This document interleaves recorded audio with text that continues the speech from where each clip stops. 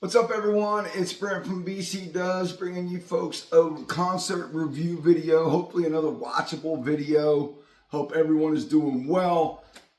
Excuse me if my voice is a little scratchy from screaming my lungs out all night long at the Friday night, June 6th, Tampa, Florida at Raymond James Stadium, 72 Seasons World Tour. That I was fortunate enough to be able to go and see. I'm still recovering a little bit from that. I headbanged all night long. My neck is a little sore. Man, I'm 45. I don't know if I should be doing that kind of stuff anymore. But anyway, man, it was a great show. We're gonna get into that show a little bit. I'm recording this. It is Sunday. They play again tonight. Unfortunately, I cannot make it to that show just for the sheer purposes that I got home on Friday night at around 2:30 in the morning because it took forever to get out of the parking lot over there at Raymond James Stadium. And I, like most of you that watch these videos, have to go to work at 5 o'clock in the morning on Monday, so I just can't make it. It's unfortunate. If they played a Friday night and a Saturday night show, I could swing that, but I just won't be able to swing the Sunday night show.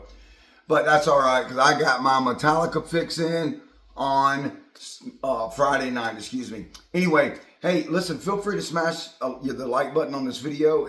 It's free. It doesn't cost you a thing. It helps push this video in front of other people. These long form videos are hard to get viewership on, and the more likes I get, the more we can get this video in front of other people. And if you like talking about Metallica and rock and roll and vinyl records, hey man, this is the channel for you. If you like that kind of stuff, subscribe to the channel.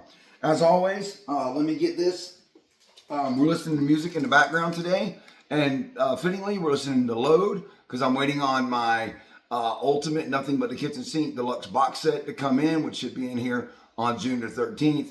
So set your notifications if you are subscribed to bring an unboxing video for you guys when that Ultimate Deluxe box set of Load hits my front doorstep on the 13th of June. Also, I have my 2 window albums up here in the window.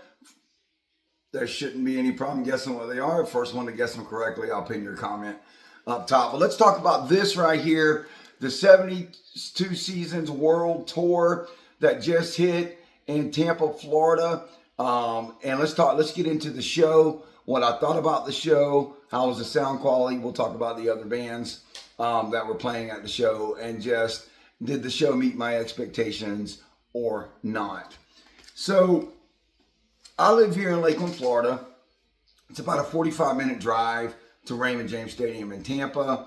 And I'm sure as anybody that's watched their shows in Philadelphia or Toronto or in Atlanta where they played before Tampa, or Houston where they're going next week, can attest to when Metallica's coming to your town, you can expect traffic to be bumper to bumper. And that's what it was. So we left early. We left around 3:30. I've got some shorts in my feed of that. We left around 3:30 to get out to a show that started at 6. We got there with about 45 minutes to spare, maybe 35 minutes to spare before the first band came on. And that first band was Ice Nine Kills. I didn't know anything about Ice Nine Kills going into the show. I just thought, well, you know, this is Metallica doing what they've done many, many years and helping an up-and-coming band kind of get a big break and be able to play in front of a lot of people on a massive stage with massive production, which some of these smaller bands may not be able to do on their own. Ice Nine Kills, I was highly impressed by Ice Nine Kills, so much so that I went back yesterday on Saturday once I had recovered and watched some of their videos. I knew nothing about them. They're theatrical. They do a lot of theatrics on stage. If you've never seen Ice Nine Kills live, go on YouTube and watch some of their live videos. It's a horror themed theatrical show that they put on. They had everybody on stage from Freddy Krueger to Art the Clown to Leatherface, and it was just wild. It was a wild set, and they sounded fantastic. Their drummer was fantastic. Their singer was fantastic. Highly impressed by Ice Nine Kills.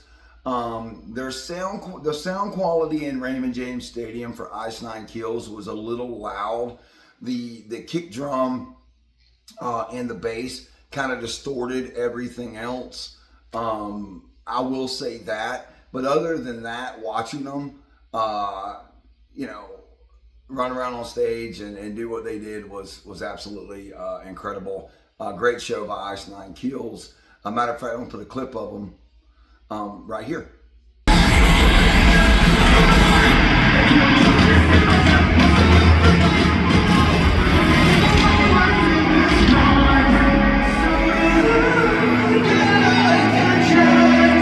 Okay.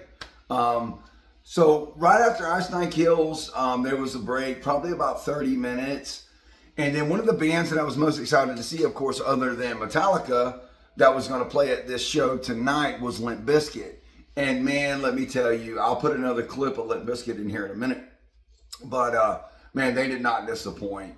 Wes Borland was dressed in this crazy, like, Mexican Day of the Dead kind of like rose-colored skull with this huge feather mohawk with a blazer to match his painted skull and his mohawk. As long, you know, if anybody knows anything about Limp Bizkit, you know Wes Borland always wears some crazy stuff, and he didn't disappoint there. Fred Durst kind of reminded me of like an older grandpa coming out there. He's got all gray beard, but let me tell you something, he has not lost his touch in being able to manipulate the crowd. And he did a great job of that, brought a kid up on stage, walked him around the stage. This kid was wearing a backwards cap and Limp Bizkit shirt, so clearly he was there to see Limp Bizkit. Walked him around on stage. He was able to get some headphones from DJ Lethal.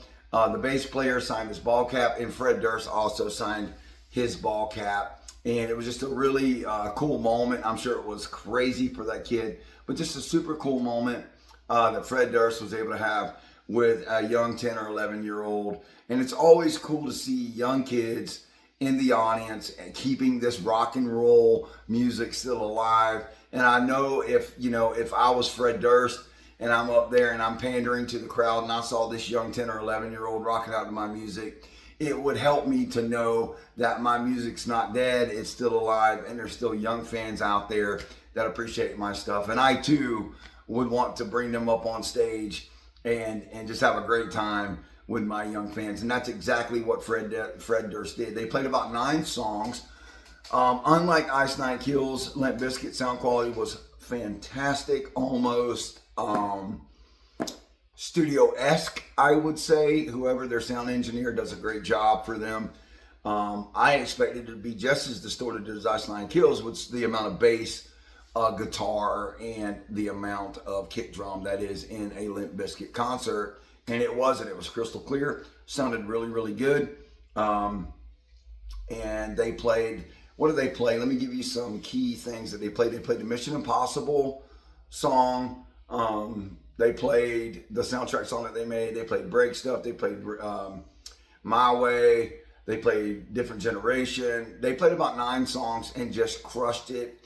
Like I said, I'll put a clip in this video of them, and just all around they played a great set. And then we had about an hour break. Now I was sitting on the lower bowl, probably 15 rows up from the floor. The general admission floor, obviously, if anybody's seen this tour on YouTube, the general admission floor was the entire bottom of the stadium. The stage sits in the center of the 50-yard line. It's a massive round stage. They have a snake pit in the middle that fits about, I think, 900 to 1,000 people in it. So you can just imagine how big this stage is with these huge towering, I think there's 1, 2, 3, 4, about 8 of these huge towering LED screens. Because like Metallica, and only like Metallica can do it, they desperately want everyone that comes to their show to feel as close to the music as they possibly can. And I think that ever since the Death Magnetic tour, they've done a really good job of bringing these massive LED screens and just bringing everybody as close to the action as they possibly can, and to have the most interactive experience that Metallica can have with their fans. And this 72 Seasons World Tour was no exception. It was just great. You know, as soon as you go, if you've ever been to a Metallica show, and as soon as you hear that Ecstasy of Gold start, the anticipation starts to build, and nobody can get an audience more anticipatory than Metallica can. And that anticipation starts to build, and you know an ominous force is fixing to hit the stage once that Ecstasy of Gold starts. And you know it's dark outside. Metallica likes to wait till it's dark so you can get the full ambiance of the concert. And as soon as Ecstasy of Gold stopped, they came right into Creeping Death, which was one heck of a way to start off a heavy metal rock show. And they went from Creeping Death, which sounded fantastic, and Metallica's sound quality was absolutely on point, like it always is at every show. It just sounded like you were listening to, you know, you throw in 70,000 rabid fans plus the noise, or not the noise, but the music coming from the 14,000 speakers that they bring. It was just an experience, and it sounded great. So they started with Creeping Death. They went right into Leper Messiah, which was great. I can't remember what they played after Leper Messiah. It was another older song. I can't remember what it was. And then I do believe right after Leper Messiah, they went into King Nothing, which I'll have a couple of clips up of that. They played Orion, a tribute to Cliff Burton. They also played Fuel, which Fuel was cool because they bring their pyrotechnics, you know, all these big explosions and fireworks and everything, and Fuel starts. Also, if you've ever seen a Metallica show, you know what you're looking for there. They also played The Day That Never Comes, which was a highlight for me, getting to see that song live. They didn't play anything off of Hardwired to Self-Destruct, which I was disappointed in that.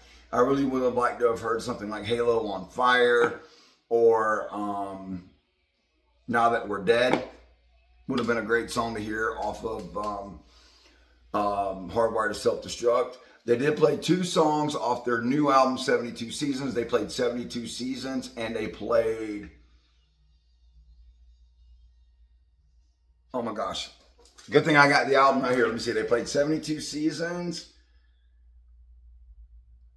and If Darkness Had a Sun. And were the 2 songs. So 2 of the longer songs and 2 of the heavier, drudgier songs off of 72 Seasons. They played those. They played Blackened, which was amazing, because when I saw them in 2016, they did not play Blackened. They also didn't play The Day That Never Comes. So 2 songs that I didn't get to hear in Orlando when I was there in 2016 on the Hardwired to Self-Destruct tour. They ended the show with, they played 16 songs. I know I'm missing 1 or 2 in there. They played Sad But True was one that I'm missing. They played Harvester of Sorrow.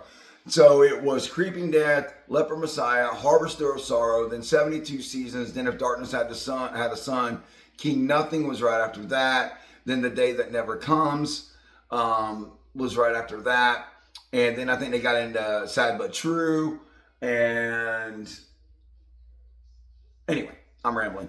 They ended the show with Seek and Destroy, which Metallica has a tendency to do, and Master of Puppets. And during Seek and Destroy, these big, gigantic 4-foot by 5-foot beach balls fall out of all these 8 LED towers that they have, and they're just kicking them all around, and there's fireworks going off, and it's just a spectacle that only Metallica can bring. And it was, I had the time of my life.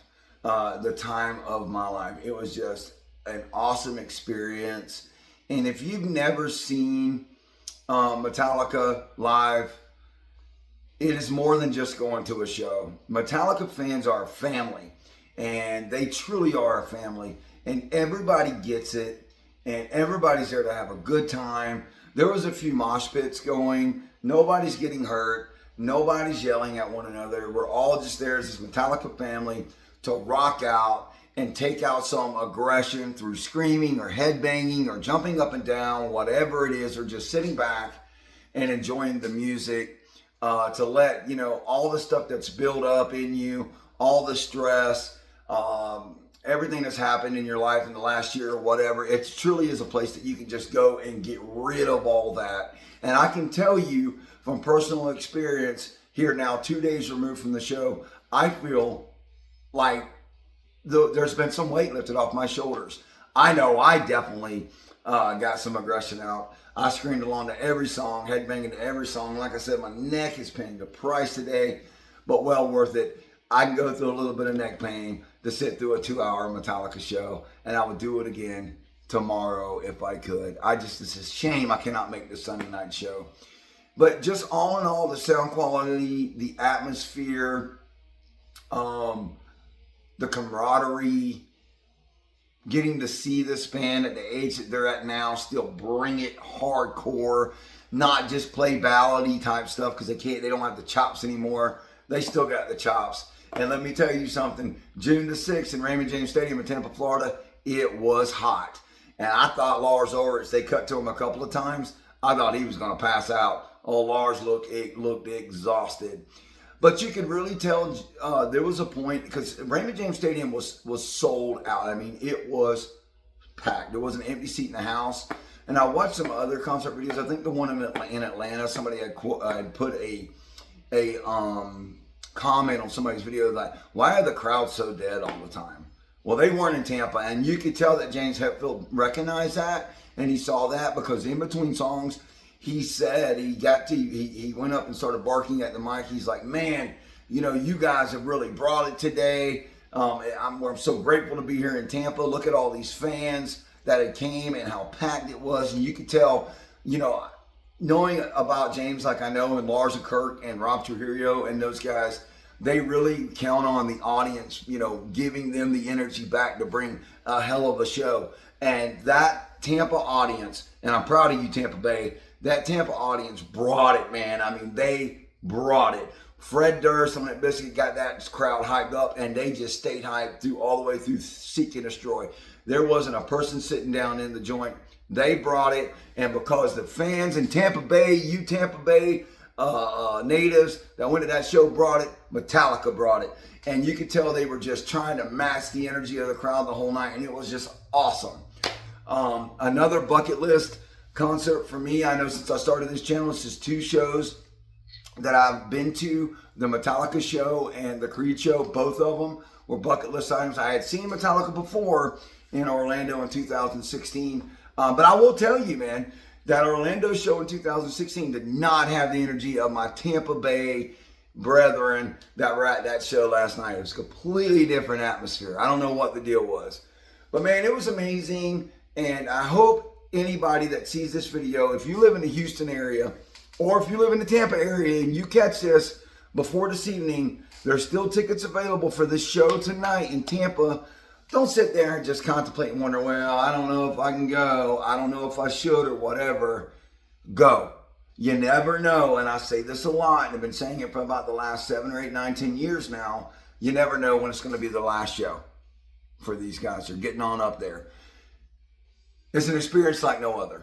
And it's not just a rock concert, like I said, it's an experience. And it truly was an experience last night. So if you're contemplating about going to see Metallica, or in the Houston area where they're going next week, or that other show tonight in Tampa, Florida, don't. Just pull the trigger and go. You'll have an amazing, amazing time. And I can look forward to seeing all the videos that you folks post on YouTube, which is something that I enjoy doing. Well, anyway, that's it for my concert review from the M72 World Tour in Tampa, Florida. I hope you folks find this video enjoyable, and I hope you guys have a great week. And if you're heading out to that show tonight in Tampa and you see this video, let me know in the comments below. If you're heading out there, let me know in the comments below what you think about the Sunday night show. Tonight, it'll be Suicidal Tendencies and Pantera. Let me know what you folks think. Can't wait to see your videos on YouTube, and we'll see you folks on the next one.